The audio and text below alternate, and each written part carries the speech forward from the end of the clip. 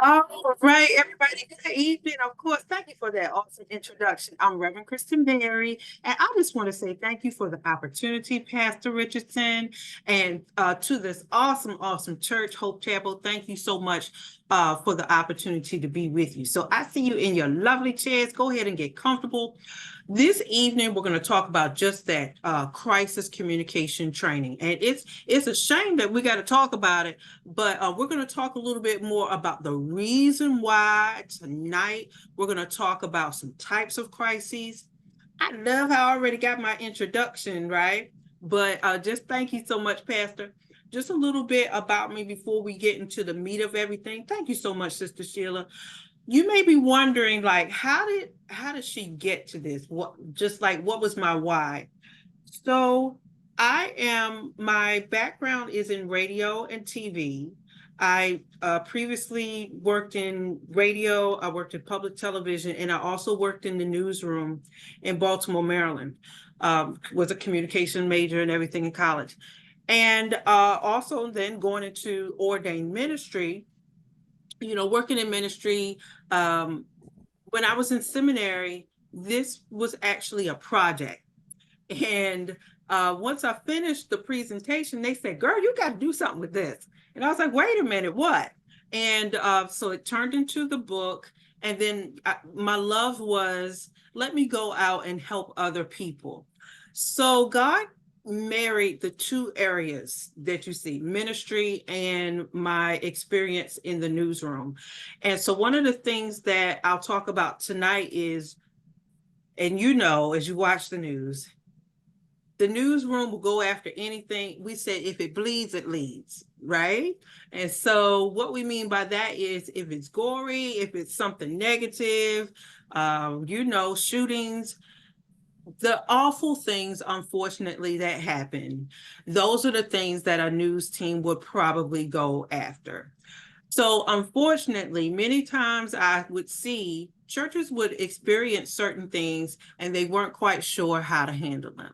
And so I said, well, God, I want to figure out a way how to reach our churches and bring the knowledge that I had, from seminary and also from working in the television industry. And this is what we have today. So tonight I'm going to walk you into an introduction of the crisis in churches. We'll talk about different types of crises tonight. Then we're going to walk into, well, what's the purpose? Like, why do we need a communication plan? No matter how big or how small your church is, right? Then we'll also talk about the stages of a crisis because it actually does grow. It kind of morphs into something. We'll talk about towards the end how you and your pastor are going to formulate a crisis communication team, like who needs to be on the team. We'll actually walk through some scenarios tonight, some what ifs. If something happens, what are the first things that we need to do in a meeting? What do we need to know? And unfortunately, if this thing is big enough where the media comes to our church or maybe to someone's home, how do we handle the media? Okay, so y'all ready to roll with me? All right. Yes. I see some faces there shaking your heads. All right, team. I want you to see this right here, and I want you to think about this as we get into the introduction tonight. Think about a church crisis this way. Your church has either been in a crisis, is going through a crisis, or what? You'll go through. There you go. See those three stages? And sometimes, watch this, some churches are in more than one of those categories.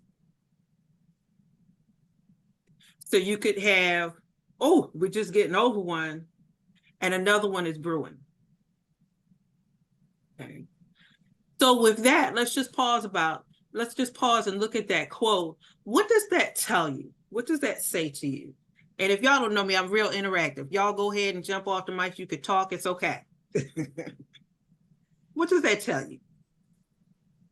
Well, it tells you need to be prepared, just like insurance that you get in a car, anything. You just don't know, but something is bound to happen that you need to be prepared for. Thank you, Janice. She said you need to be prepared, just like insurance. And that's one of the things that when I talk to a lot of pastors, they say, "Oh, that's a good idea." And then they don't go up on it. I said, "Well, you have insurance at your church, don't you?" Yeah, but we don't think about it. That's good. Very good. Anybody else? Right. All right. All right. No. Yeah, go ahead. We need to know what to do in case there is an emergency or something happens in the church, or even whether it is an emergency with a person or an emergency due to the weather, or Yeah. just exactly what to do and how to do it and have a plan for it. We need to have a plan in case something happens. Have a plan. There you go. That's Sister Portia. Yes. Awesome. Thank you so much. Mm-hmm. We need to have a plan. She said things can happen. It could be weather related. Excuse me. We're going to talk about different things that can happen. Right. But we need to have a plan. And I hear you saying preparedness. Okay. Good job. All right, team. I want you to look for, before we get to the left-hand side of the screen, I want you to look at the picture. And somebody just tell me, you can come off mute. If we were driving down the street and we saw this look at the architecture. If we saw this beautiful church door, what do you think? What do you think happened? Someone had vandalized it. Vandalized. Mm-hmm. It's beautiful, isn't it? Yeah. Mm-hmm. Yeah. Yes. And we're driving down the street, say, "Oh my goodness, look at that church. They vandalized it, put some paint on the door, on the wall." Right? So this church has experienced a crisis. Even if we're driving down the street and we're at the red light, we're like, "Oh my goodness." If you look on the left-hand side, many times we throw around the word, but a crisis is simply this. So a crisis is simply some type of harmful occurrence, and it interrupts the normalcy of your day. Well, just look at this. If this is our church on Sunday morning, it's not normal to go to the church and have a messed up door. That wouldn't be normal. And so a church crisis, if you look on the left-hand side, is usually sometimes going to begin internally, and it'll spill outside to the community. So let's just use our imaginations for this particular picture here. We don't know where it is, but let's say this is in our neighborhood. Somebody tell me, how do you think this crisis of vandalism could spill out into the community? Like, how would it affect the community? What do you think they would be saying? We might be next. Our home may be next if we Yeah. live in this community. Very good.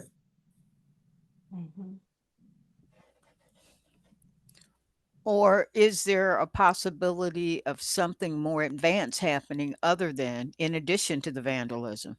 Yeah, there you go. Very good. They could be scared. Oh my goodness, what's next?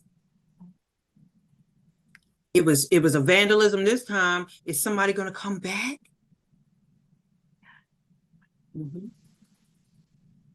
Yeah. And so I just want you to think about how this happened at this particular church. Maybe we live across the street. Maybe we live 10 doors down or 30 minutes away, but it still affects the community in which it lies in.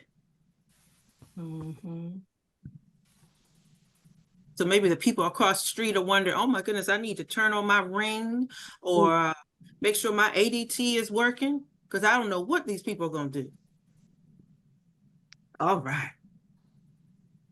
So the next thing we're going to highlight this evening is the why. I love how we already are on a good roll. Some of you said earlier, well, we need it because of preparation. We know we need a plan. and we don't want to get caught unprepared. Well, let's just pause for a second before we talk about the why. I want you to look at this picture. Does anybody want to take a guess? And what church do you think that this might have been at several years ago? Charlotte, where the murders took place during Bible study. Charleston. Yes. Charleston. Yeah. Oh, mhm. Oh, Yes. Charles. There you Okay, go. South Mhm, that Carolina. CH got you.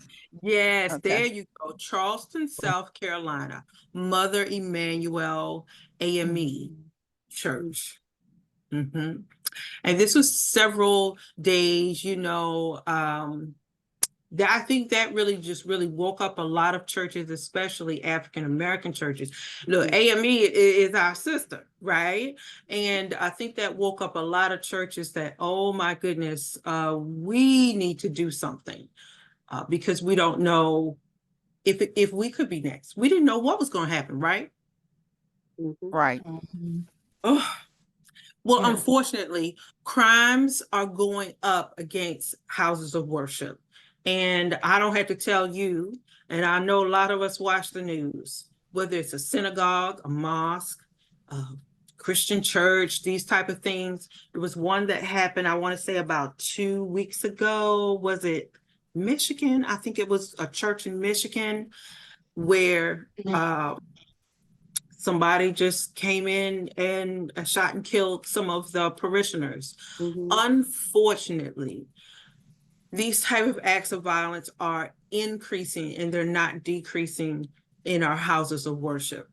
And so the US, if you look right here in the US, FBI hate crime statistics show that these particular incidents have risen up to about 34.8% just between 2014 and 2018. And so I'm sure if we look even between then, and maybe like 2024, stats haven't, of course, finished for 2025, it is still a matter of concern. Mhm.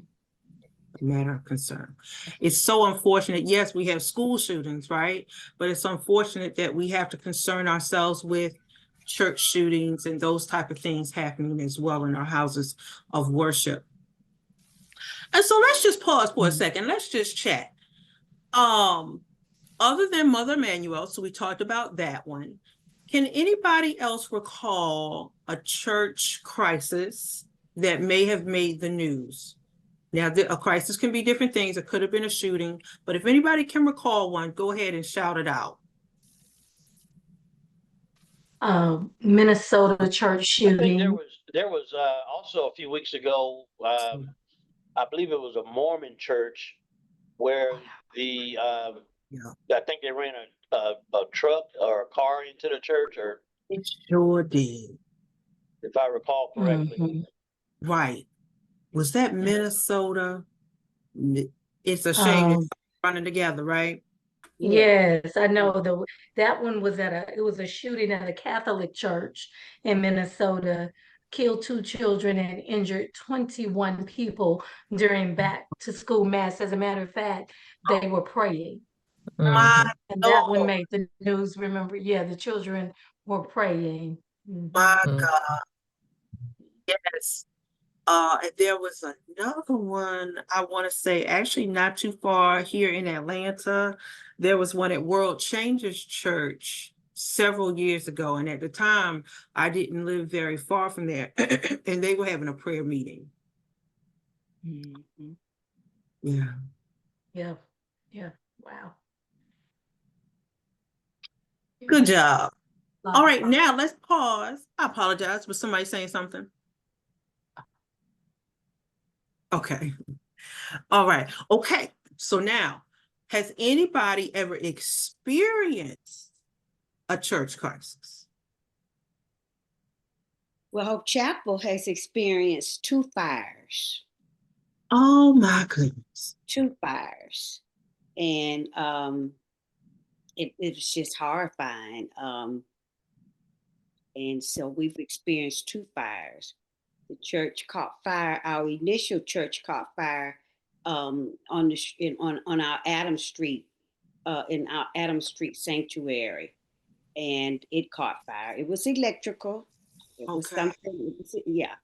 And then we were worshiping in another church that we were just that offered the doors open to us, and it caught fire. In that No. case, yes, in that case, we think that next door to it, people were living there, homeless people were living there. It was, and that they lived in the house next door. And the house next door caught the fire, so the church caught fire. Oh my goodness. So 2 incidents of fire. That's Yes. a lot. Yes. Yeah. Thank you for sharing that, Sister Janice. All right, so we have 2 incidents of fires in this church family. Those are crises. Yes. Mm-hmm. Very good. Anybody else? And Kristen, I we was gonna had, say oh, go ahead, Portia. I was just saying a couple of years ago, I guess around this time, it had to be around this time because we had a fire drill in the church. The fire alarm went off, and we were in service. And I think it was must have been the first Sunday because we finished up in the gym and had communion, I think. But I think it was just a couple of years ago the fire alarm went off. And we were all sitting there thinking, is this real? Is this really happening? You know, it was nothing about jumping up, running out until somebody said, well, I guess we better go and check it out or get out or something. You see, and that's what I was talking about when something happens and it's not planned on what to do if you hear that alarm going off. So we kind of are all kind of like, well, we better get up and get on out because we don't know where it is, where it's happening or whatever. So we just started going out the front door. And then afterwards we finished up and we had a couple of people to check it out. But I don't know if the fire department came or not, but we They- kind of finished up in the gym. Did they come, Janice? Yes. 'Cause Yes, and they didn't find Yeah, anything, back but to- we went to the gym to finish up. But my thing is, that's what I'm talking about. We have to be prepared and have a plan in action so that we will know what to do, whether it is a fire alarm or a tornado or whatever's happening. We need to have a plan to know what to do before it happens. That's good. Know what to do, know where to go. You know how Right. we get on the airplane and they tell us what to do and where to go and how to get out. Mhm. We want to make sure we do the same thing in a house of worship. Right. Also, at schools, cruise ships, or anywhere else you go, there is always a plan in Right place. about it. You're Right. right about it. Good job. Pastor Sheila, you were saying something? Oh, I was saying, yeah, so with the fire alarm too, because I was at church and Mr. Foster had just come in and the fire alarm went off. And so we were walking around trying to, see what was going on. We didn't smell anything, but it continued Okay. to go off. So we did call the fire department and Good. they came over and they checked it out. And I'm trying to think, there wasn't a fire or anything. I forget what happened, but he did reset the alarm. But Good. something, maybe a fuse or something had went out. Yeah. But it's, we just walking around. I'm like, okay, I don't smell anything, so maybe we don't need to get out. But it's all, and it's very loud. So you feel like you need to do something. Yeah, right, because it's real loud. You can't breathe on Yeah. top of it, right? Very good. That's good. The first thing you want to do is make sure you call that fire department. Make sure, like you said, if it's a fuse, something's not right, so that at least they can check it so it's not going off in the middle of the night. Right. Good. I remember growing up, y'all remember Vacation Bible School, right? We still do it. Oh, yes. But I grew up in Baltimore, Pennsylvania Avenue. AME Zion Church is my church home. And I remember, I don't know how old I was. I would say maybe about 8, 9-ish. And we had Vacation Bible School that summer. And it was tradition at that particular time that we would take a little trip afterwards. And so I didn't go that year, but they went to Cador State Park in Pennsylvania.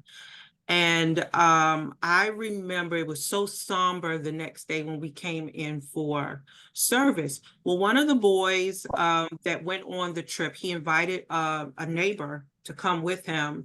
They went swimming, and that child drowned and died. So it was so somber. It was so sad. Of course, we never took any more trips after that. And that was an example of a church crisis, probably the earliest one that I could remember. So crises really jar a church community, don't they? Mhm. Mhm. Yes. Good. All right, so as we've been talking, very good. As we talk about different types of crises, we talked already about a fire. And some of the examples unfortunately, we talked about a shooting. I said drowning or accident. What are some other type of crises that we can have? Break-ins. Break-in, good, burglary. There can be a health crisis. Health One of the crisis. members can get sick. Correct. Good, good, good. It's a good one. Uh-huh. Oh, we saw the vandalism on the door. Mhm. Uh-huh. So there are a lot of different type of crises. Sometimes when we think of that word, we automatically go to the fire or the shooting. Mhm. If we look right here, I'm going to populate my screen. And these are just some types. And of course, we know that these aren't all, unfortunately. Church bombings. We'll talk a little bit more about that. Unfortunately, sexual abuse of Mhm. children or even adults. Mhm. Van accidents. We talked about shootings. We talked about vandalism, and unfortunately, suicide. Making sure that our pastors are well, and mental health is so important. But those are just a few types. Those are just 6 right there. We'll talk about some others. But as let's just kind of pull from that list. Let's go here. And I'm talking to a church in Alabama, right? Mhm. Yes. My. 1963. As we talk about one of the earliest and most prominent church crises was a church bombing. And I'm sure I don't even have to tell you about it, right? As I'm talking Right. to you, you already know. And I just want to pause. Let's just pause and you can talk back to me as well. And I love how I'm talking to you all in Alabama. This particular story not just rocked Alabama, right? It rocked the nation as well as international.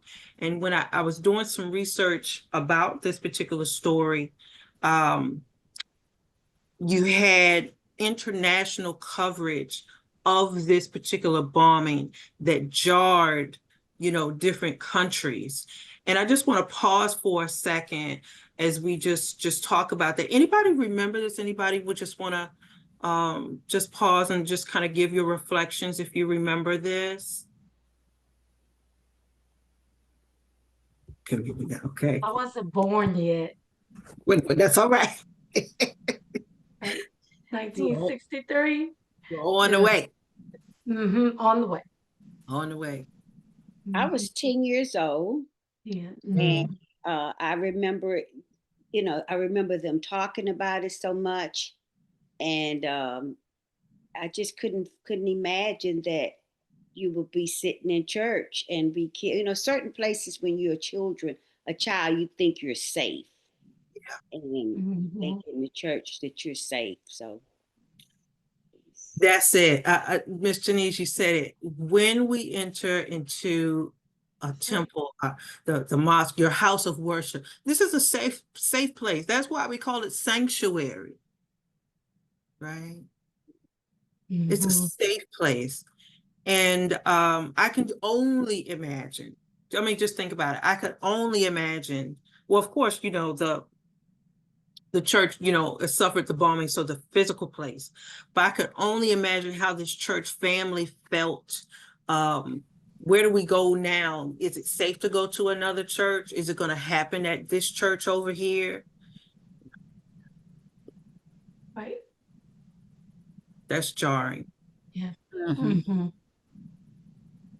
And one of the things that got me about the story as I was researching it is how the media just really descended upon, of course, you know, the location, and they also descended upon the families there. And so just think about it. It's 1963. We're not really thinking about, oh, hold on one second here. Got my video. Introducing FanDuel Picks, the easiest way. Okay, I'm moving too fast there.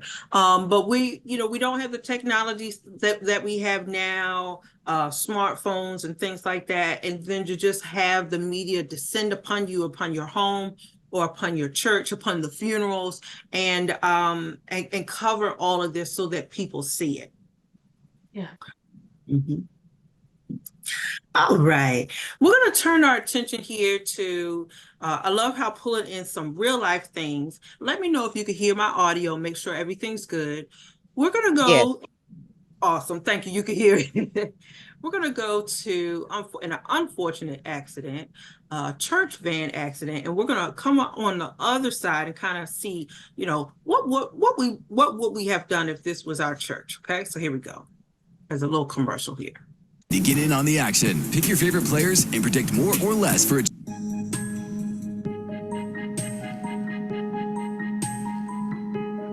A church van carrying 18 people crashed after going across a 4-lane highway. It ended up in a ditch filled with water. It happened in Glades County, Florida. And I hate to have to tell you that 8 adults died. The 10 others were injured, including a 4-year-old boy. It looks like the van was going east on State Road 78, and there's a stop sign T intersection. The van traveled through that across all lanes of US 27 and struck the embankment of the ditch. You know, why that happened or what led up to it is under investigation, and hopefully we'll be able to determine that. Just after 8 a.m., troopers were able to pull the church van out of the canal. They have put it up on a tow truck. You can see that the front end of the van is completely smashed in. It's not a heavily traveled road. There were no witnesses to the crash. In fact, one of the passengers waved down, I believe, another car and called 911 initially. My goodness. Oh. Now let's just pause for a second. When we think about this church in Florida, right? Not very far from y'all. What challenges do you think that this church body had immediately after this incident? Probably anger. Mm-hmm. All types of emotions, probably anger, sadness, maybe trying to understand.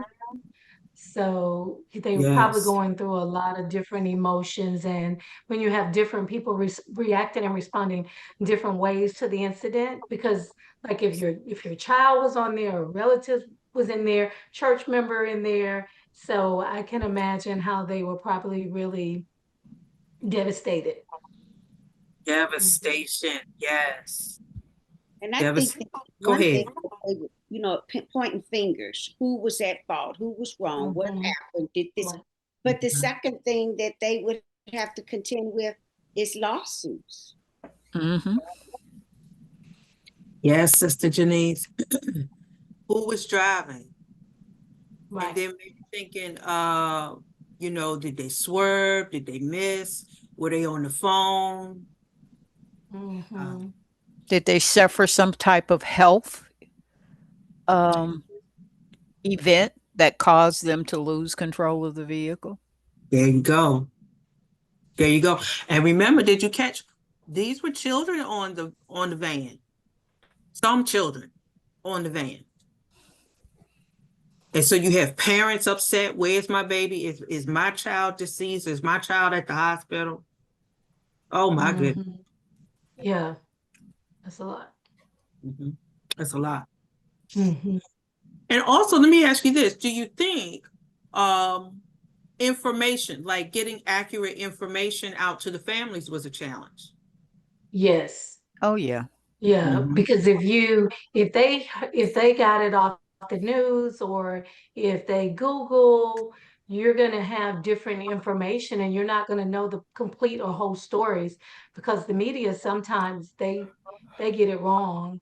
That's And right. you just don't really know. You gotta wait for the truth to unfold, and that can be frustrating. That's it. That's it. You have to wait on the police to do their job and make sure you don't give the wrong information to the parents, right? Because of course they're upset, rightfully so, because they want more information. So yeah, we got a lot of challenges. Just imagine. We don't want to imagine, but if, oh my goodness, if this was our church van and our babies were going to the midwinter or something like that, and oh, the unthinkable thing happened, there are immediate challenges that they would need to address. Very good. Very good. All right. Let's look right here. Remember, we just highlighted a few different crises earlier, and I just want you to, let's go look at these two square boxes. Now we could have, I heard someone talk about natural disasters. Now, Alabama, y'all get all kind of stuff down there. Yes. What is going on, Alabama? Tornadoes, hurricanes, torrential rains, Yes, the heavy floods and winds. everything. Potential flooding. Yes, potential Yes, flooding. it's all kind of stuff. Mhm. Don't get too much snow, right? We'll take care of that a little bit. Every blue moon. Every Yeah. blue We get moon. some was that last year? It's sad. Yeah. We did last year, Kristen. Yeah. We got snow, I think A Atlanta lot of got a it. little bit. a lot of snow. Oh, you did. Yes, I think it was over 6 inches. I was so That's a excited. lot. That's a lot of snow. Yeah. And you have on here racial targeting. That's big in Alabama. Ooh, what Talk you about it. did. Yes, Lord. Oh my goodness. Ooh. Mm. Wow. Unfortunately, it seems like things have changed, but things have not changed. Right. Mm-mm. And I'm sure y'all have some examples there of the types of racial targeting years ago, burning the crosses, but now we're still doing other things. They're still doing that down there. Sophisticated, targeting. Yeah. Mm. Food poison, y'all. We love food. So we Mhm. gotta make sure that so and so put that potato salad up, because Mhm. that could be a link to, make sure they clean the chicken right and things like that. Somebody becoming ill. Now, we're not necessarily, when we talk about death, not necessarily a shooting, but maybe there was, I don't know if y'all remember, it was a couple of years ago where the pastor was preaching and just dropped dead. Yeah, I remember that. Yeah. I don't remember the church name, but he suffered maybe like a stroke or a heart attack or something like that. It was an illness and dropped dead. That's a crisis. You're listening to the sermon. Yeah, Pastor, go ahead. And the unfortunate thing happens. Well, we talked about bomb threats, bombings. We talked about shootings. What about injuries? Yeah, Mm-hmm. that's another one. Mhm. People falling Or, down. mhm. Mm-hmm. Yeah, we've had that happen. You've had that happen? Somebody Yeah, fall?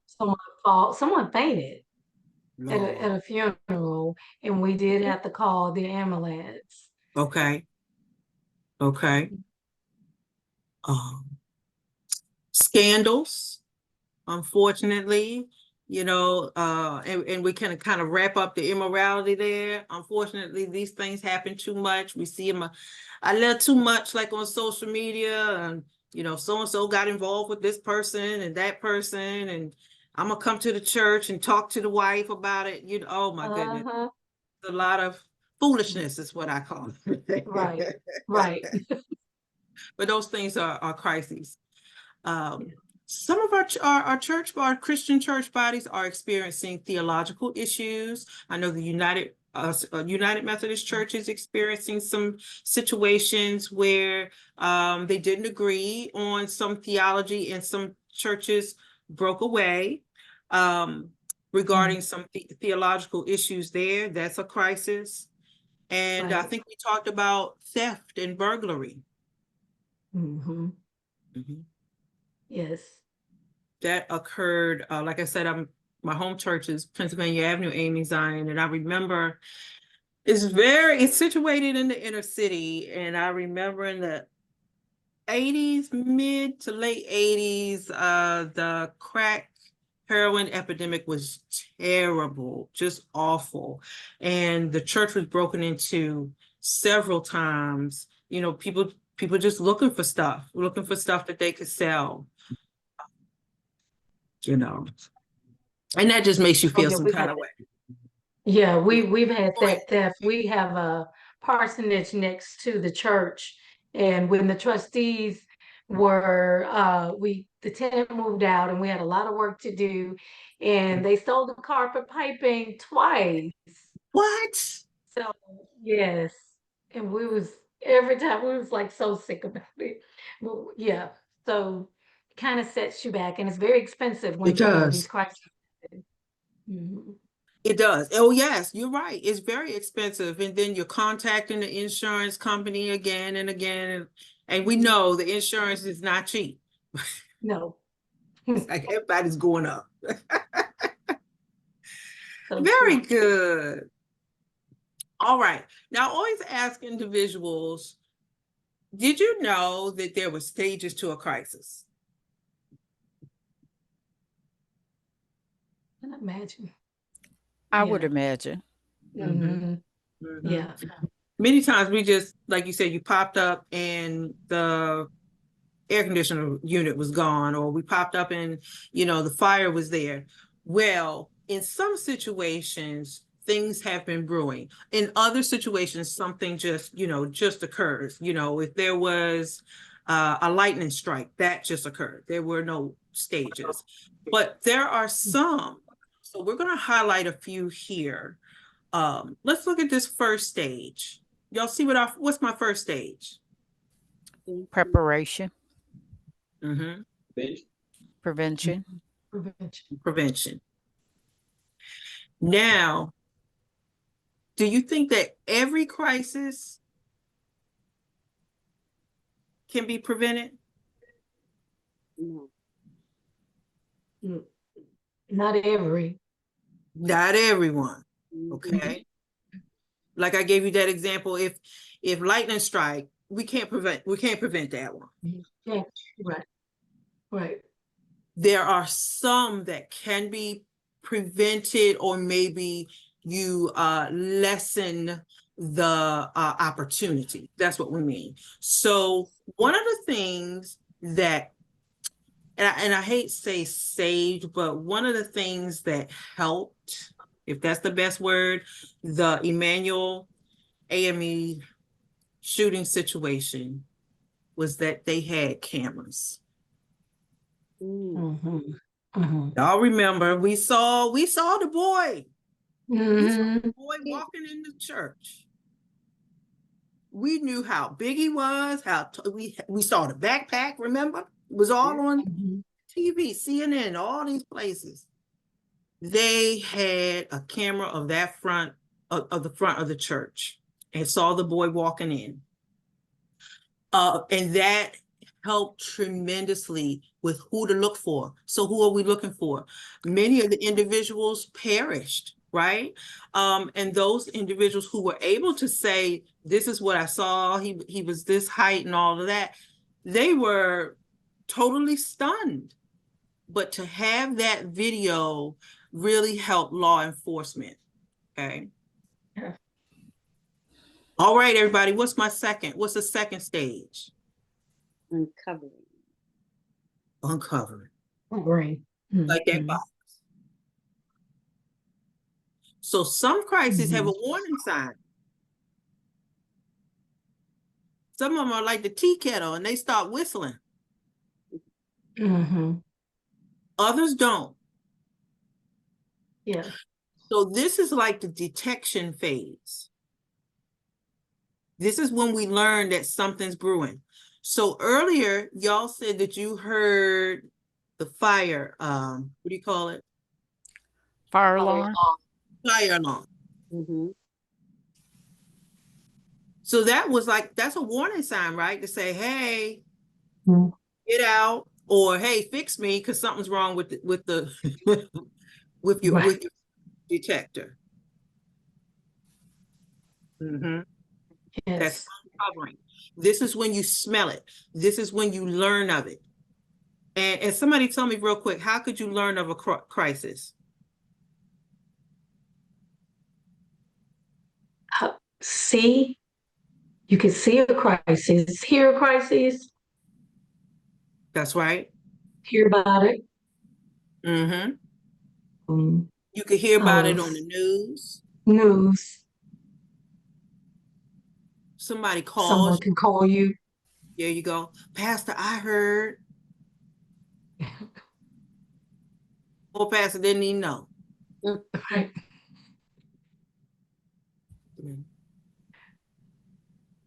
Uh, Mhm. I did this session with another church last month, and the gentleman said he was on his way to work, and he saw there was broken glass at the church. Nobody, the police didn't respond or anything. He was on his way to work, so he made a few calls to the trustees and so on and so forth. Okay, that's the uncovering phase. Okay, Mhm. Oh, what's our third one? it's your fault. Finger pointing. Mm-hmm. Mm-hmm. Yeah. Shift blame. There you Mhm. go. Yeah. We shift the blame. So you see that example there? Mm-hmm. It was a Yeah. break-in. And the pastor saying, did y'all shut all the doors? Yeah. Did you make sure that front door was closed when we left out for Bible study? Right. Oh my goodness, maybe they didn't set the alarm. Mhm. We were talking about, remembering that van accident video that we just watched? Mhm. What do you think could be some finger pointing in that situation? We've talked about some of it. One of the finger pointing might be, was the van properly maintained? Mhm. Who Mhm. was driving? Did Who they was have driving? Were they a good driver? a licensed driver? A Were licensed they driver? licensed? Were they drinking or something? Were they preoccupied on their phone? And you have situations when you have not blended family, but divorcees. Then the one parent, parent wants to know, I didn't give permission. The other parent gave permission. And we've had that. I didn't give permission. Mom said, but I did. Dad said, but I didn't. So that's when that you start talking about lawsuits. I That's didn't right. I didn't give permission for my child to even be on that trip. My, that's big. That's real big. It's pointing fingers even within the family. The family. Why'd you tell them to go on the trip? It's Christmas time. They should have been over here. Yes. They're going to the midwinter. He's in Baltimore. Yes. Very good. Very good. Pointing fingers. Okay, so that was 1, 2, 3. That was 3. Okay, now we're at 4. We're at stage 4. What's stage 4? Limitations. Limitation. This one we try to stop it, or we try to put a lid on it as much as possible. Let's stop it from getting out. Yeah. We don't want to get it out of hand. Right. If possible. Now, like in that example that we saw with the with the van accident, you think they could put a lid on that?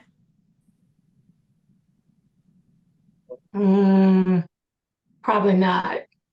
Probably not. If it's in the media, And the thing about that is that you have to provide as much information as you can, That's right. keep updating in that situation. That's right. Information is key. Where's the van? How many children are hurt? What hospital are they at? Is my baby hurt? All of that. And so now we have something big that's blown up that's in the media.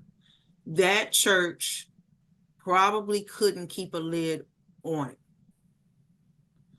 Right. But if it's something like a burglary, food poisons, things like that, we can keep that keep that from getting all out. We don't want to get all out all across Zion that people got sick at your church from the potato salad. Right. Who made good potato salad?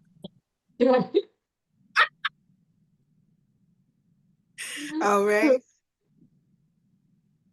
All right, very good. Now we're at step 5. Step 5. What's this? Recovery. So what happens in recovery? Look at that word. Forward. Yeah.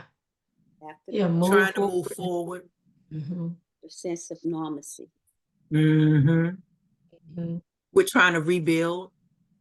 Yeah. I was taking some notes here as you were experiencing the fires. Oh my goodness. So did your church have to actually rebuild a whole new church? You had to buy a new church. Buy a new church. That's recovery, and that's expensive. Yeah.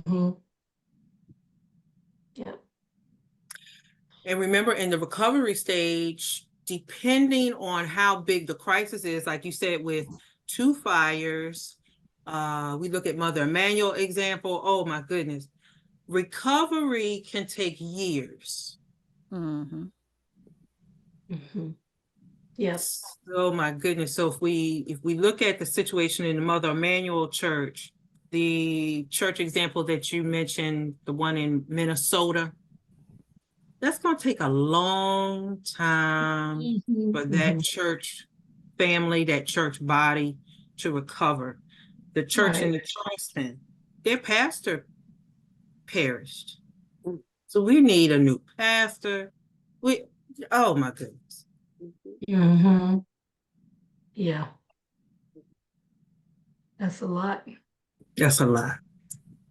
So reorganizing and picking up the pieces, depending on the crisis, can take a lot of time. All right. And then our sixth stage. Let's go right here. Somebody tell me what the 6th stage is.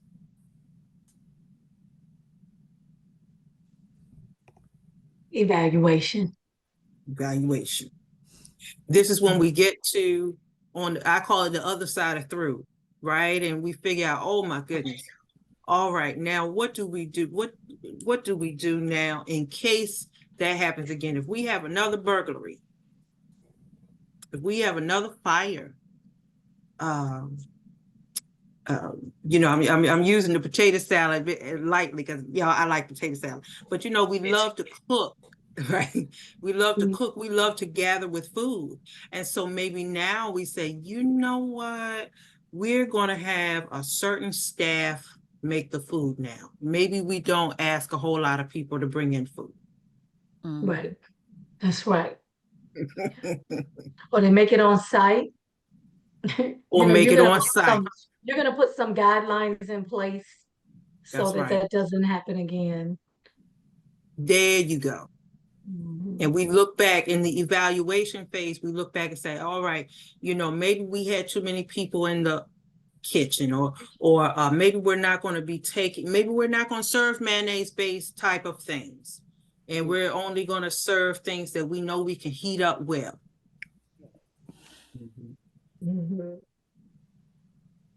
Very good, very good. And I was thinking about with the fires, Kristen, I find myself, like, I always unplug things that just, out of habit. Like if y'all ever know, like I have a fan sitting in the Sunday school room, I always unplug it. I never leave it plugged in. Look, even though I know we're safe, that's just out of habit. I'm like, just unplug it and just try to make sure everything is off when you leave. Yeah. Mm-hmm. Excellent, very good. So that's a part of the evaluation phase, because you look back and say, wait a minute, we don't want this to occur again. Let's just be extra careful. And we can always plug in a fan, air conditioning unit, whatever it is. We can plug it in when we need it.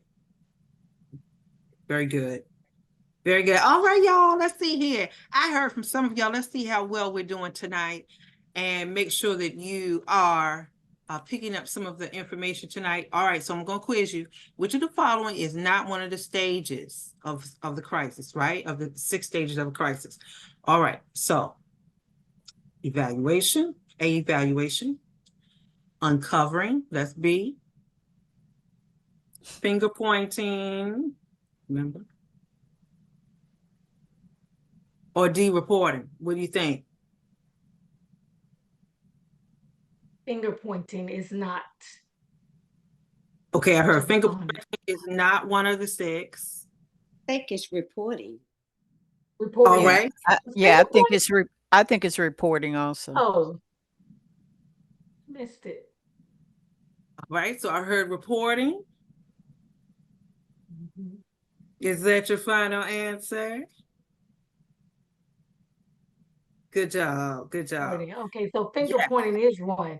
Yeah. That's right. Finger pointing is 1. It's one. Uncovering is 1, and evaluation was the last one. Y'all caught it? Did I write them down? Okay. Okay. Good job. Good job. All right. So let's go here to Newport Beach. FanDuel, America's #1 sportsbook, just dropped something big. Introducing FanDuel Picks. A 27-year-old man. Sorry about that. So let's go here. We're going to transition a little bit. We're going to go to Newport Beach. I believe this is in California. And their church has just been vandalized. Let's see what happened. Now has been arrested for vandalizing this church in Newport Beach. There is tens of thousands of dollars in damage. This happened at Christ Church by the Sea. It was early yesterday morning. Now, despite all the damage, this church still held services today. KTLA's Rachel Minitoff live in Newport Beach with the latest on what's going on there. Rachel. Hi, Sandy. Well, the senior pastor tells us he woke up to a voicemail from police letting him know that his church had been vandalized. You can probably see here behind us, the windows are all boarded up, the beautiful stained glass windows shattered, and there's about $80,000 to $100,000 in damage over here. Thankfully, volunteers were able to clean it up pretty quickly in time for services today, and they are optimistic that they will be able to fundraise money for some of the repairs. Take a look.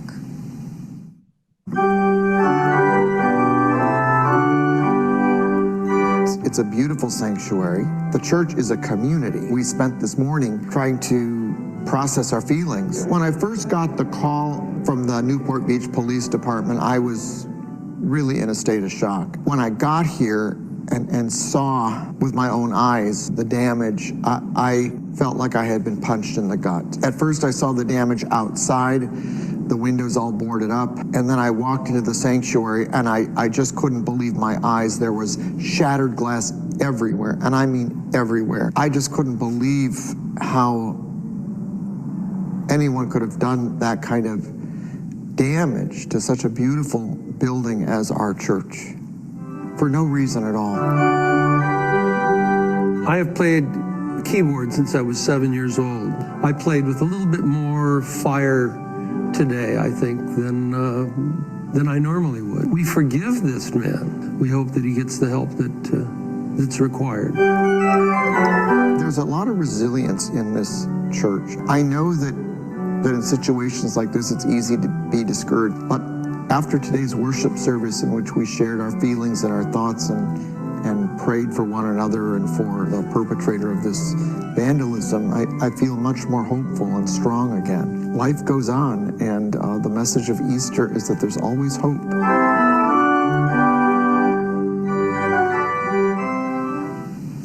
And once police got here, they did arrest a 27-year-old man from San Dimas. He's now at the Orange County Jail. We don't know what motivated him to do this, but we do know that he doesn't have any kind of known connection to the church. Wow. Goodness. All right. So I got some questions for you. Now, if you were paying attention to that, I want you to kind of put yourself into their shoes. All right. How did the pastor? Did you hear the pastor? The pastor got on there.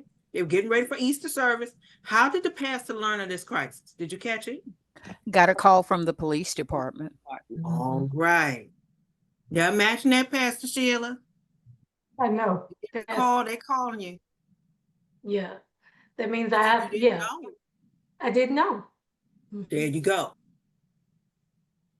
So in this instance, the pastor didn't know. The pastor's awakened by this situation. Mm-hmm. So think about it. How could this crisis impact their community, even if the people don't go to their church? Like we said earlier, they could say, are we next? Who was this, and what does this church need from me? Oh, good. That's good. Mm-hmm. That's good. Yeah. That's good. Right. Are we next? That was terrible what this person did. Like, who was this? Now, I want to get this. Did you catch it? This pastor and the parishioners were, I mean, they're outstanding. How did they respond? They went right away and cleaned up and prepared for service. Yeah, they didn't let it stop them. Didn't let it stop them. Didn't let us stop it. Our United Methodist family, as you saw there, they did not let it stop them. They said, we forgive this person. We're going to keep it moving. You are not going to stop us, devil, from having our worship experience today. Yeah. I love it. Mm-hmm. They said, we're going to raise the money. We're going to get it done. But they did not let that crisis stop them from worshiping. Okay. All right, good job. All right, we're going to keep moving. So we're going to talk now. We're going to shift a little bit. We've been learning about what a crisis is. Okay, we learned about different types of crises. And now we're going to talk about, oh my goodness, something happened, or let's get ourselves prepared. We need a team. Okay. And we want to figure out who are the trustworthy folks that need to be on this team. So Pastor Richardson already knows who the trustworthy folks are, right? Because that's why you're here tonight, right? Yeah. So the question is, for you as leaders and pastor, who should be on the crisis communication team? What do y'all say?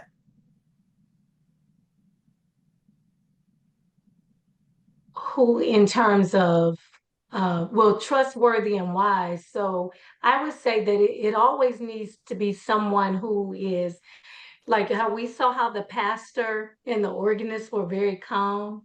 Yeah. You need someone like that who's not, you don't want someone per se that may get frantic, because you have to be able to think through and communicate things quickly and easily so that you don't alarm the people or the members. So I always think about someone we always think about the trustee chairman, of course, and then if there are doctors or nurses in, right, yeah, because we need them on the team. So you need I would say, I know Jenny, she is a principal, and Portia is their teachers.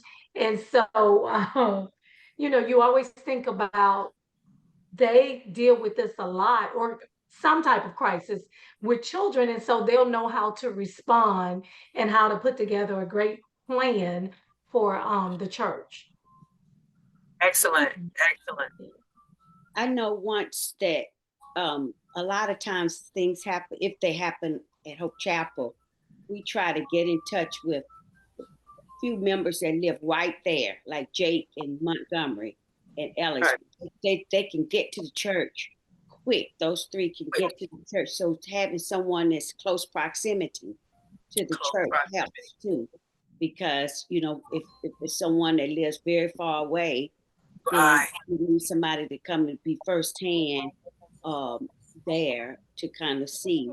And that's another good reason when you have someone in the neighborhood who has a vested interest in the church. Just like we have the lady that lives next door, you know, hopefully she will continue to be a valuable asset to us, but she would be right there. Oh, very good. Yeah, right next door. Hey, you can keep an eye on it. But Jake, we call Jake and Mr. Montgomery and Ellis for a lot of things. It's just they get there quick. So someone that can be close, quick accessibility. Yeah.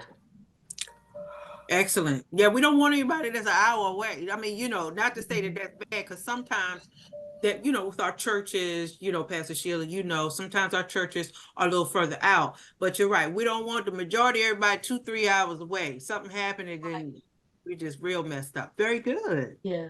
Mm-hmm. It's also good to have people on the team that's in security or law enforcement or very good. In that manner. Mm-hmm. That's an excellent example. I love how y'all thinking ahead of who should be on that team. So when you think of the number, I'll look right down there. And I said no more than 12 people. Somebody tell me why.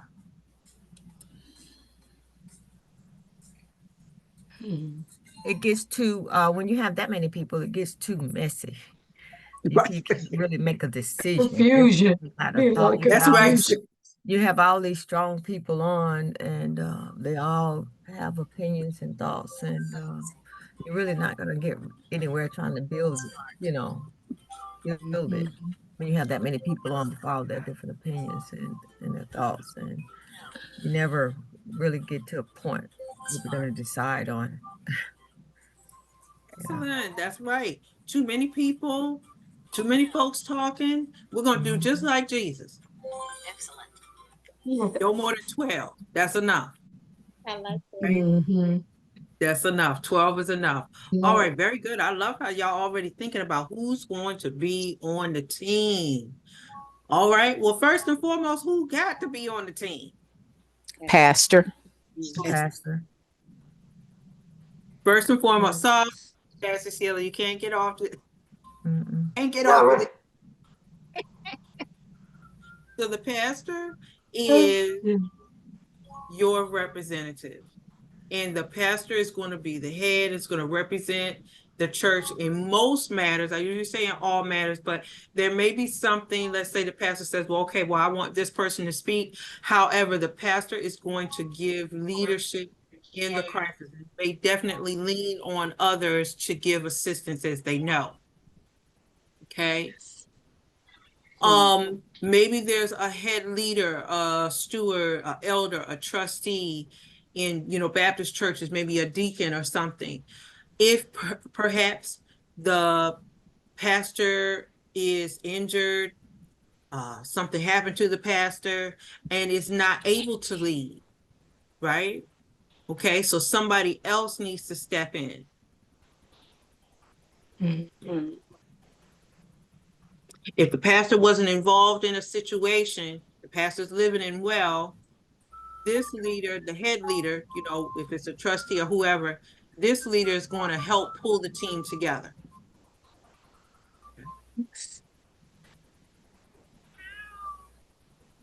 All right. Now, do you have an administrator at your church? We do. Awesome, awesome. That's Portia. That's Sister Portia. I'm the secretary. Well, that's right. Okay. Well, that's it. That's just a big word. And Ken's a secretary too.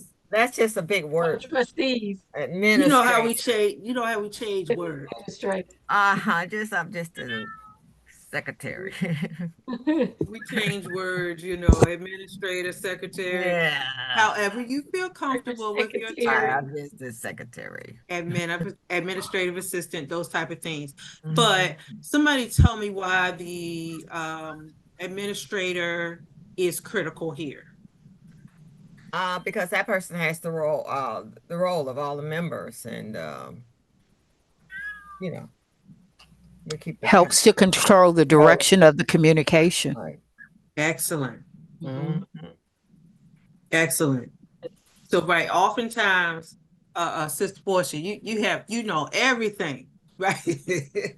But oftentimes the administrator or the administrative assistant, you're right, they know who's who, they have the information. Maybe they have certain passwords to certain things that we may need or that we said they do. Yeah, that we with the passwords. get information out, right, and forward that information to the pastor and see, of course, in our situation, we have an elder, we have bishops and things like that. So the administrator or administrative assistant will be very critical in assisting the pastor and getting that information to our elder, bishop, things of that sort. Good job. All right. Pastor may say, you know what, I may have a few ministers or clergy that I want on the staff. And I'm not sure how many ministers you have on staff, but it would be up to the pastor to choose who's most qualified. And I like, y'all gotta read this one. My last sentence here, I said, now you gotta choose what type of ministers. Level-headed, sensible. Because some of us is a little, some of us are a little crazy. Some of us are a little wild. Right. We need cool and calm and collected. We need those cool, calm ones that are going to be sensible, that are going to be prayerful. And we're not saying that others aren't. But the pastor will know these are the ones, or maybe that minister has some expertise in a particular area they want to use. Very good. I heard this one. Security, ministry, yes. And do you have a security ministry at your church? It kind of falls under our trustees. Okay. But I like the idea of pulling some of them out, which because they will walk the building and always alert. They're always, right. looking, and from the pulpit, I always tell them, like, I could see outside the front doors, and for some reason, I am always watching those doors. That's it. Not because but just I think being aware, and I'm very inquisitive anyways, and so I think it's for protection. Because if I see something that doesn't look right, I'm gonna be, telling them.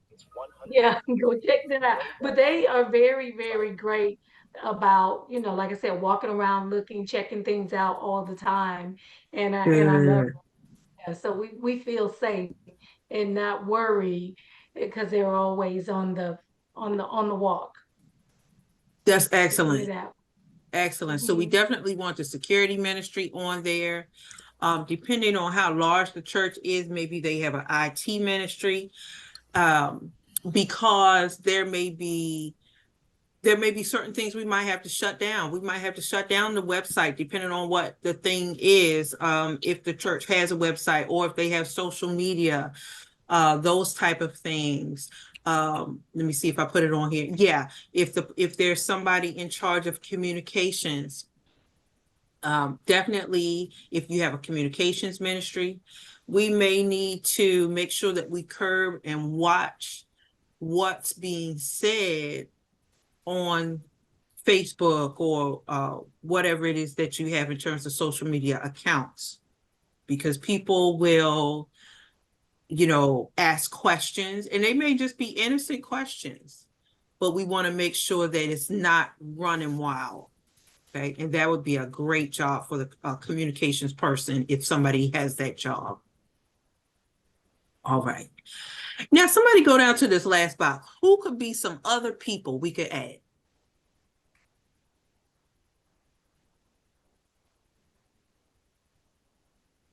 Yeah, I do like that you have the legal person, legal insight, Right. attorney is great. Mm-hmm. Van, is that church van? Oh, okay, praise it. Okay, yeah. Youth Yeah. minister. Mm-hmm. Right. So in that situation that we saw in that video about the church van accident, right? And let's say it was taking the youth to the Midwinter or whatever. Now, the youth director was with them. We need to add the youth director or directors or whoever to the team because they were there. Mm-hmm. Now, they may not always be on your crisis team, but they definitely need to be on this team because they were involved. And they're a leader, with that particular group. Right. That's good. All right, good job. All right, y'all ready? Now, something has happened, Hope Chapel. Now, we're going to figure out what happens in this first meeting. So the unthinkable thing has happened, whatever has happened, and I'm going to walk you through a few stages that need to occur in the first meeting. So, Pastor Sheila, can you see right there in the first meeting, you see those questions that we're going to ask? Yes. Okay. So what are some questions we're going to ask during this first meeting? Go ahead. What's going on? How long has this crisis occurred? What do we know? What do we need to investigate? What are the next steps? There you go. Because this is the first time we're getting together, or maybe we don't physically need to get together. Maybe we could get on the phone if it's not that deep, right? But these are the things that we need to ask ourselves, okay? All right, so we're getting together, whether we're on the phone or we're together out on the parking lot, or if it's not all that deep, we could get into the conference room. What's the first thing we need to do? Pray. We got to pray. And I'm talking to believers. We all know we need the Lord outside of a crisis, but we definitely need him in a crisis to give us some direction. So we're going to always open up with prayer. All right, next, look at this one.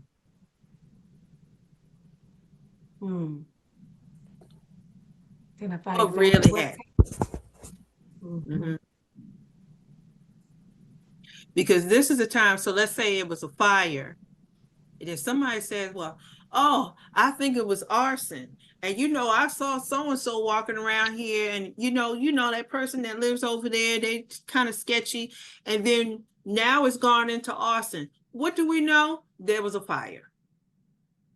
Right. Exactly. There was a fire. We don't know how it started. Right. Pastor got the call at 2 a.m, and it was a 5-alarm fire. That's all we know. That's it. Yes. At this particular stage, we can't speculate. Don't speculate.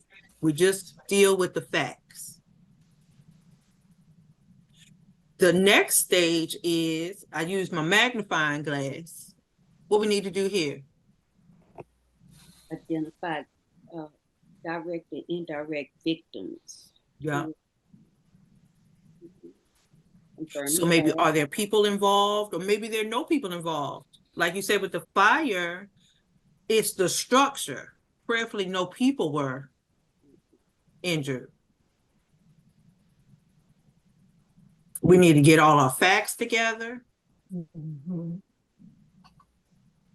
then we need to write down, okay, what don't we know?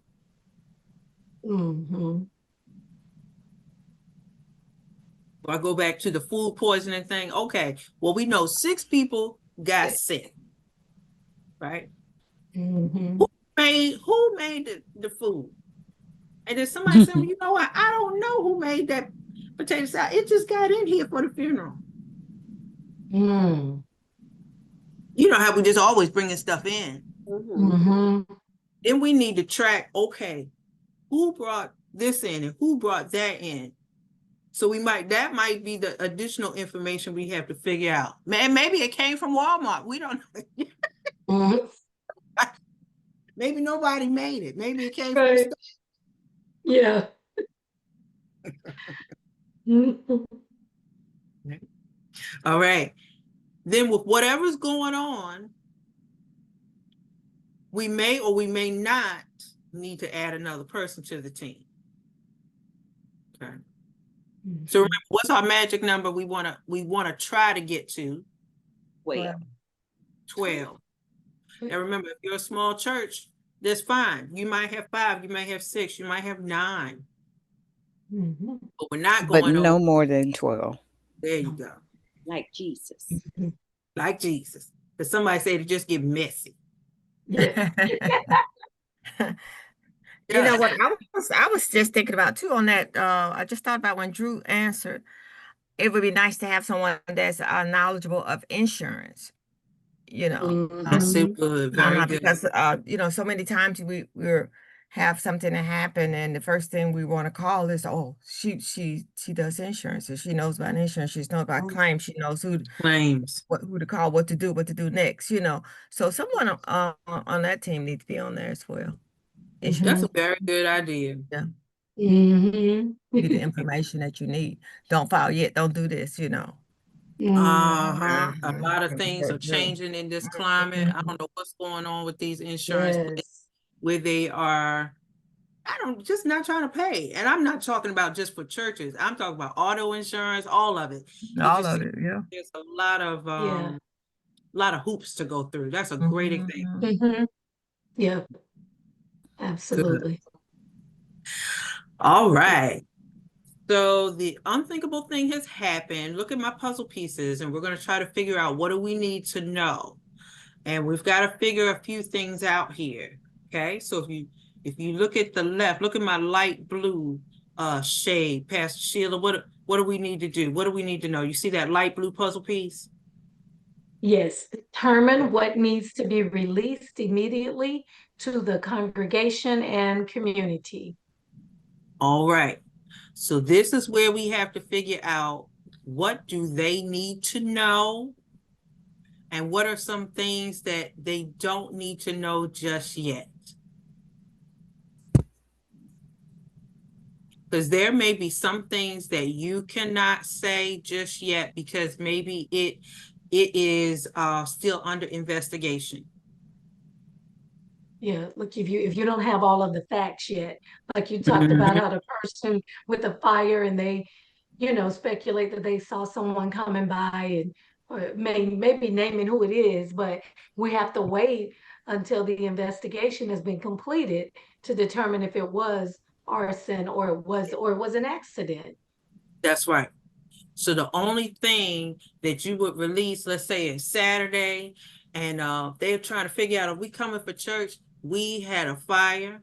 We're not meeting here. We're going to meet somewhere else. And when we have more information, we'll tell you about that. But I can't tell you the cause just yet. So Pastor can't get on the email or the phone call and say it was it was electrical. I believe it was electrical. Right. Right. Say that just yet. Stick to the facts. Gotta stick to the facts. All right, so we're going to go to our dark blue puzzle piece. What's next? What do we need to determine if the media comes? What do we need to do? I have a spokesperson. There you go. We need to figure out where you're going to go. And this is where you're going to pull your trustees in, because if this thing is big enough, we want to make sure that the news trucks or cameras are not in the way. You can tell them, you can't come on this parking lot, but you can go across the street. Okay, so you can remember that. That's your property, the church property, okay? And and of course, if it's big enough, the police will handle that. But you can tell them, hey, we don't want you here on our parking lot, but you can go across the street. You can't tell them to get away, right? We can't punch them. We're not touching nobody, but they don't have to be on your property. Mhm. All right, we're gonna go to our red puzzle piece. Now, what if somebody calls? We're gonna determine what information can be released when we have this first response to the news media calls, because sometimes they will call, and we know sometimes, you know, with phones, if you have a landline there or whatever, but they may try to get information from you. Mhm. Yeah. So at this particular point, if channel whatever calls, it says, you know, we'd like to come, and just like we saw with that church that had the break-in, the vandalism. Oh, we want to, you know, get some more information. Can we come up there and interview you? And you can say yes, you can say no, or you can say, look, this is the information that we have, and I don't have anything else for you. Okay.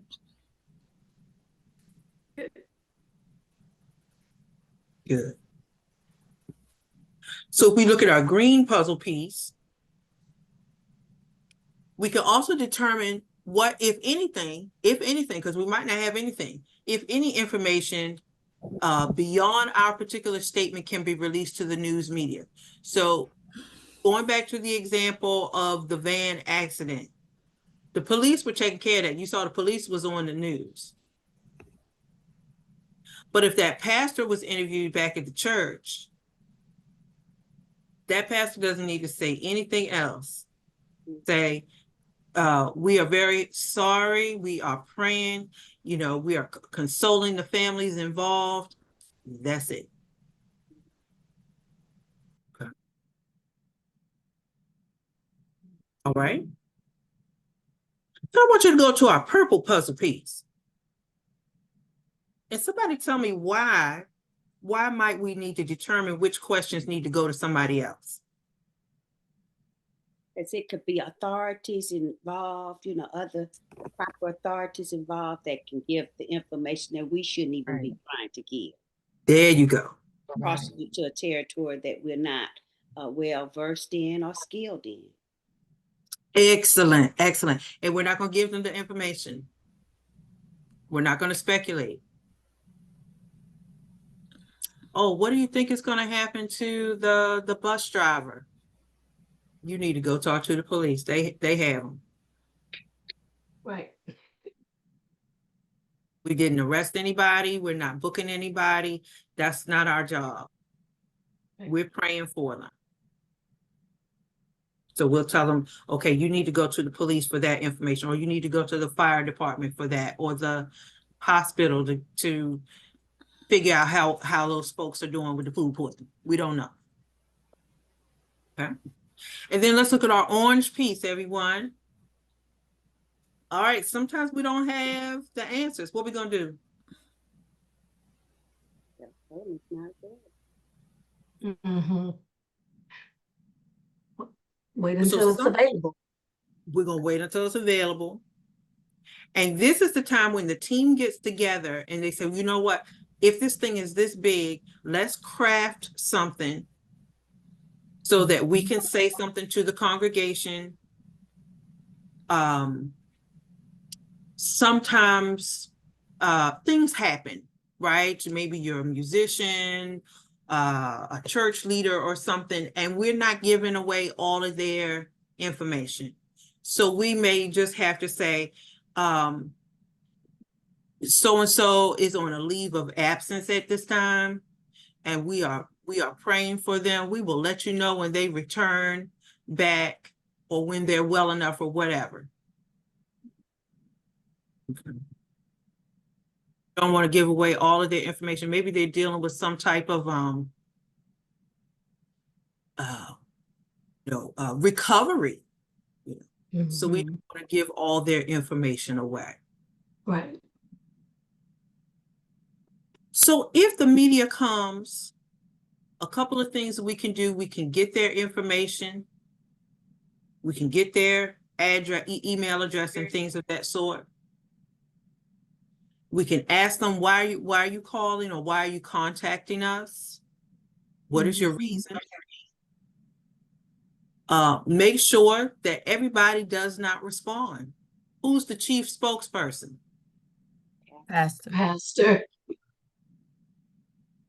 Unless she designates a spokesperson. Okay. Like we said earlier, we're not going to answer questions if we don't know the firm answer, or if we have no business saying it because it's a police matter. Okay. Once again, I love how you have your trustees as your security. Be firm. Make sure if something is big enough, if they're there, set your boundaries. No, you cannot come inside the church. No, I don't want you on the parking lot. You can tell them where you want them to be. You're in control of your church. Yes. They don't have to come and sit in the pew unless you like. Yes. And if it's a situation that has garnered media attention, you know, like we saw this thing in Minnesota and all these other shootings and things, we want to keep record of it. Who's calling? So that we can also keep record of who's carrying the story. Because unfortunately, what we don't want to happen is, let's say 3 networks cover it, 2 of them got it right, but 1 of them got it wrong. 2 of them said 10 children were killed, and that was the right number, but somebody else said 13 children were killed. No, let's get the story straight so that when we keep that record, we can say, hey, wait a minute, you have wrong information going out. Right. It's good. So a few things to remember before we head out tonight. Who's the chief spokesperson? Pastor. Pastor. Unless we're praying that she stays on this side with us and she is not injured. But unless she says, hey, I want somebody else to do it, she is the chief spokesperson. Somebody tell me about number 2. Why are we not going to do this one? Because the parents may not have given permission Right. for that child to be shown, and it's a minor. There you go. Miss Denise, are you the principal? No, I'm no longer Retired. Retired. I know that's right. That's right. Right. My mom's retired 30-something years, Baltimore City Public Schools. So she's like, yeah, out of it, right? I don't blame you. loved it, but glad it's over. Glad it's over. No, we're not going to let those children speak to the media. One of the things that burns me up, and Miss Janice, I'm sure you see this a lot with the school shootings. And the thing that burns me up is after the shooting or whatever the situation has occurred, right? Let me get my little microphone. And the reporter is up there talking to the child. Yeah. What did you see? How did you feel? And the babies are saying, I had to hide under the desk and I had to do, stop it. You know, causing them to relive this trauma. Right. You know, oh, it just, it hurts so bad to see those children just recanting those stories. Now, if their parents want to say, oh, my child said they had to hide under a desk, let mom or dad or grandma report it. Yes. All right, remember tip 3, we're not going to do what? Speculate. You don't know, leave it alone. We're not going to say, oh, I think the tires were bald. Don't say it.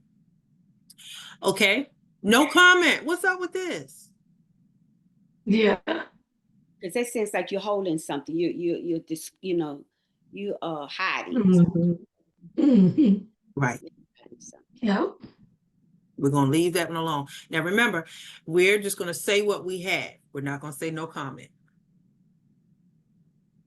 We're not admitting blame to anything. Pastor's not gonna say, "Oh, I'm so sorry we didn't get that van together." Right. Ma'am. Nope. Because you know somebody will take that and run with it. And somebody talked earlier about lawsuits. Right. Yeah. Don't release Mhm. any information that has not been confirmed. We don't know how many children were involved in the accident or whatever. I don't know how many. But we know that there was an accident. That's all I know. Yeah.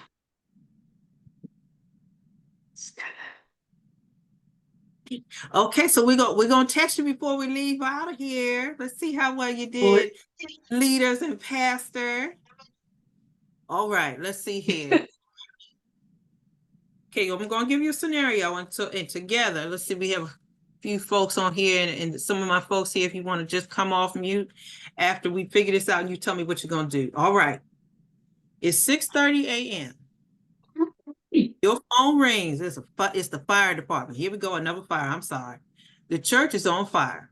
And when you arrive, the church is engulfed in flames. Your mind races to an unbalanced church member who made threats during an organizational meeting. Television news crews are already on site preparing to do live reports for the morning broadcast. A reporter sticks a microphone in your face and asks, a firefighter said, like arson. Who would want to destroy your church? All right, now this was going to go to the pastor. If you're the pastor, Pastor Sheila, how would you respond? I would say, I don't know who would want to destroy our church. No one comes to mind. We'll wait until the firefighters finish their investigation and they will inform us of what the cause might be, but we won't speculate at this time because we don't have all the facts. Excellent. I think about some other things too, but yeah. Excellent. Team, help Pastor out. Any other things she should add or not put in there? Help Pastor. No comment. Say no comment. No, we're not gonna say no comment. Say no comment. No. Right. No. But the thing is that the mind races to the unbalanced church member. There you go. But it never came up. So it didn't even need to come out about someone wanting to hurt the church. So I think it just like leave that on.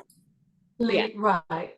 Because it came to the mind, but it's never been nobody else see it. Mm-hmm. Good. So we want to leave that off because, unfortunately, people may want to egg something on or make it bigger than what it is. And I like how Pastor said, well, I don't know anything about that. Just continue to respond with the facts. All I know is that we have a fire where we are going to work with the fire department to get more information. When we have that, I'll give it to you. What's going on? Yes. Good. And she's not going to volunteer any information. Look like she's not going to say, looks like the building is a loss. Even certain things like that, she's not going to say it. Right, you're not going to say, Don't even say it. All right, this is your last one, team. Okay, so the pastor's going to sit back on this one's team. Let's see if you're ready, because this one's going to be on you. All right. So the associate minister, we're going to call your church of the Church of the Closed Door, Reverend Sam P. Cantry, was charged with battery in a domestic violence incident involving his wife. Reverend P. Cantry is a Boy Scout leader and principal of the Great Hearts and Minds Elementary School.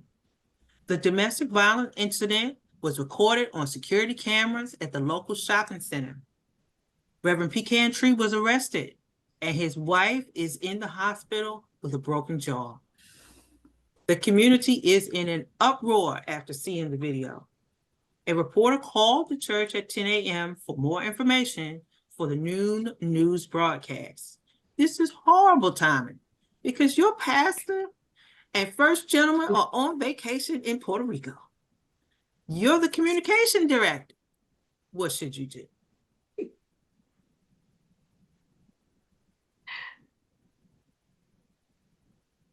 What y'all gonna say? I heard, Y'all say the pastor's in charge and say she'll be back. Is she on the beach? All back next week. I'll back. You know, she's out of town. When she gets back in town, then you can come. Okay, I heard pastor's out of town. Mm-hmm. What Well, else? I think Go ahead, Ken. if I'm the communication director, it really depends on what the reporter is asking. All right. So if they ask me specific questions, you know, then I can address those questions. And some of the answers should be, you know, hey, at this time we don't have all the information. We don't have all the information and it's not confirmed, right? Now, here's the Right. trick about this scenario, team. Yeah, no. This one has already broken out. So whether Right. you It's a video. Yeah. want to put the lid on it. Did it happen at the church? No. No.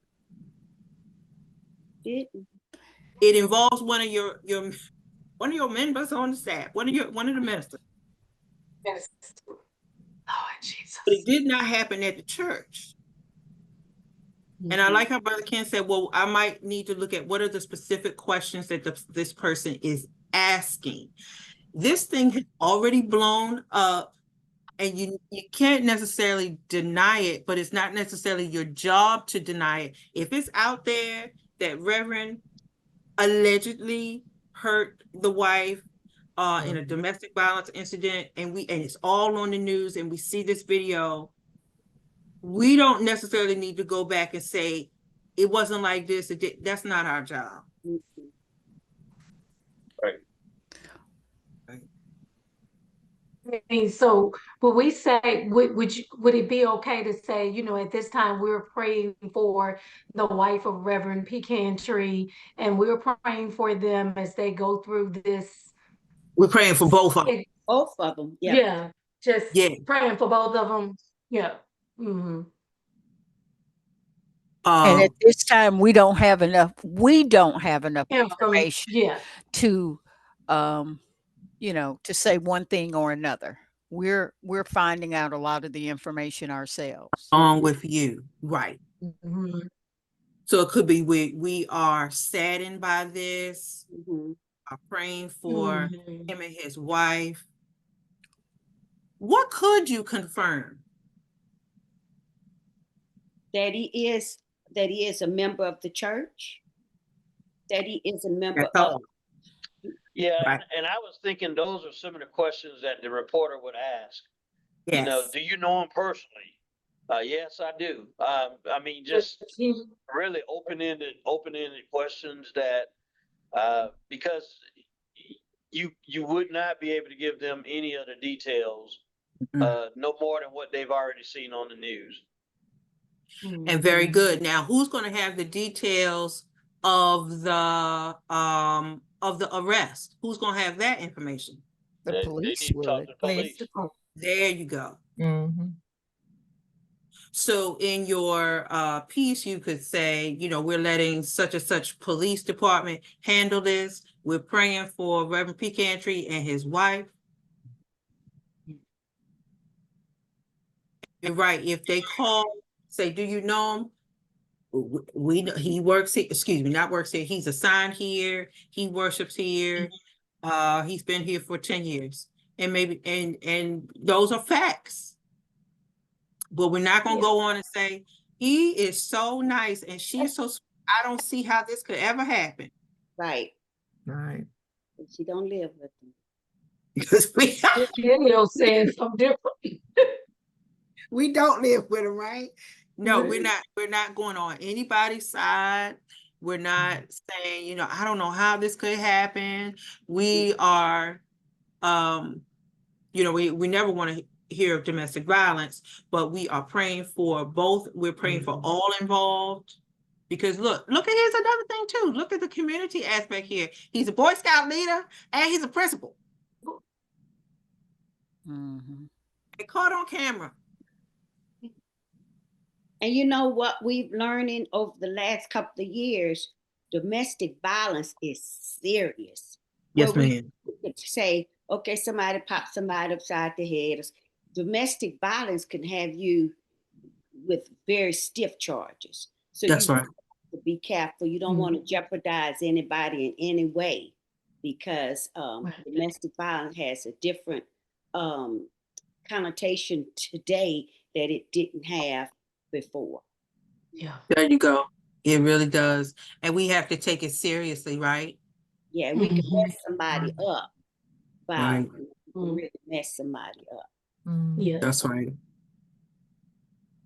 So in this scenario, your community is up in arms, the school is up in arms, the Boy Scouts are up, the church is up. Everybody's talking about this. This is like a community scandal.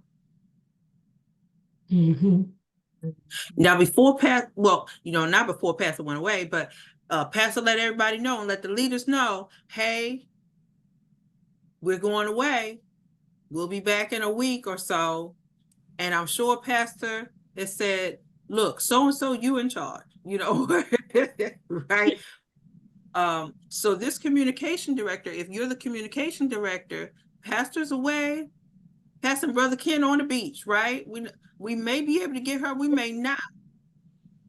And that's okay, because the church not burning down or anything like this. But this communication director might need to call who? The pastor. Sure. Well, Pastor Mike can't get our phone call. That's right. The crisis team, the crisis management team. Exactly. So whoever is the head, remember on that, it was pastor, and then under pastor was like some type of head leader, maybe your head trustee or the steward board, head of steward board. Get in touch with them and the team and say, hey, y'all, let's get on a phone call real quick. Did you hear about this? This is all on the news. Let's talk and let's flush out what we know, what we don't know, because somebody's calling. Yes. And what you don't want is the Hope Chapel trustee said X, Y, and Z, and then it's a whole nother story that we're putting out there. The only thing that the church can confirm is that Reverend and Mrs. go here. They're members here. Yeah. But what I want to highlight here is if your pastor is away enjoying herself, right? This is where the team has to step in. Okay. All right. Yes. All right. Did really good with those scenarios. That's good. That's good. Let's pause for a second. I know this was a lot. Any questions? Or anything that we didn't cover, you're like, oh, I need some more on that.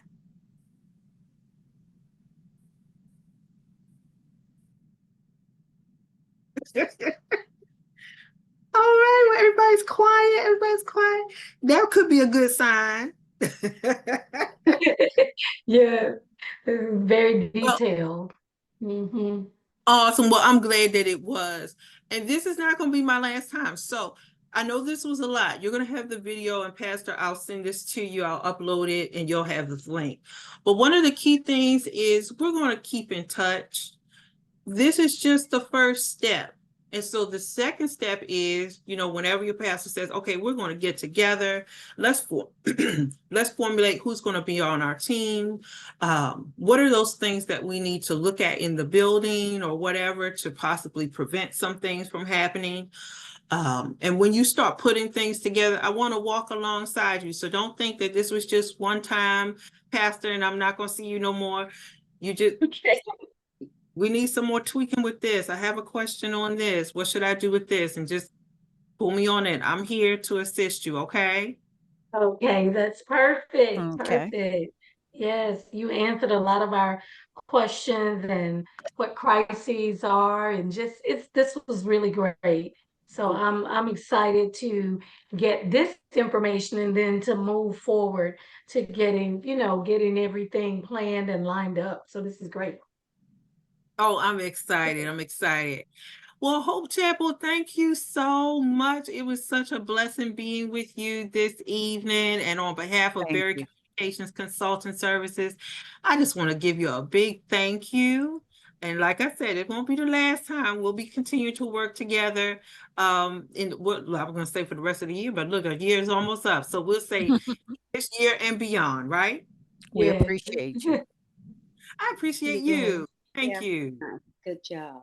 Yes, thank you, Kristen, and thank Thank you you. to Janice and Drew and Portia and the Livingstons and Ken for being on, and we'll make sure that we pass the information on, and like I Yes. said, we'll start getting our process together. So thank you all for just taking your time to be here to hear the information, because it is some really great information that we'll be able to use, and I just can't wait till we put everything together and continue this crises, and then we got to add the emergency part on it as well.